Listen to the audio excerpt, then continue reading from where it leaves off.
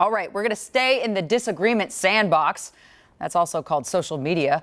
We can all admit on those social media platforms, lots of folks pound out cruelties on that keyboard that they would never say to a person's face. And for almost all of us, we can block those bots or people we don't want to hear from with just a few clicks. But you see, those tools I use, you use to mute people saying angry things at you can't be used by every single person. Adrian Broadus takes a look at a new federal court ruling came out today that says President Trump can't block people on Twitter. On Twitter, President Trump has a supersized megaphone. He's published more than 42,000 tweets, but not everyone likes what he says. Tuesday, the federal appeals court ruled Trump can't block critics from his Twitter account. Turns out the commander-in-chief has been violating the Constitution by blocking people from following his Twitter account because they criticized him. It is increasingly more complicated. There's increasingly more case law, as we've seen with President Trump, and the separation between personal accounts and city or government accounts. Greta Bergstrom is the communications director for the city of Minneapolis. She knows this ruling could have broader implications for how the First Amendment applies to the social media era.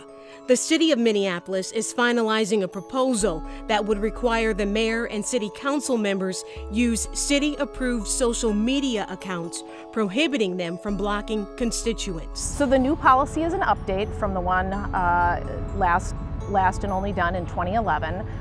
It does, for the purposes of this policy, does now define our elected officials also as employees of the city.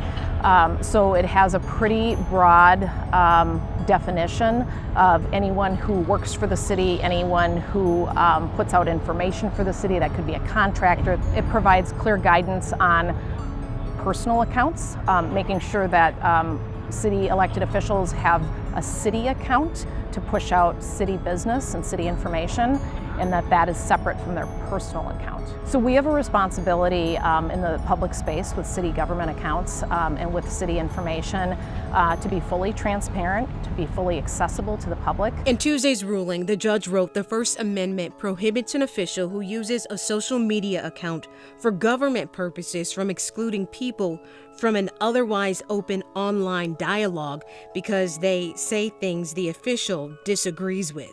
And if you think the president doesn't use Twitter to conduct government business, check out this throwback from 2 years ago. Are President Trump's tweets considered official White House statements? Well, the president is the president of the United States, so they're considered official statements by the president of the United States. The president is the most effective messenger on his agenda, gives him an opportunity to speak straight to the American people, which has proved to be a very, very effective tool. Yeah, it's hard to argue with that. They're official White House statements. Doesn't matter if you like them or not. And it should note, I'm guessing that our founding fathers didn't really plan for Twitter. So this is all brand new territory. Now, you should know the Justice Department is not happy with this. They're calling today's ruling fundamentally misconceived. And the Justice Department is saying the president has used Twitter to express his views and not offer a place for public discussion. All right.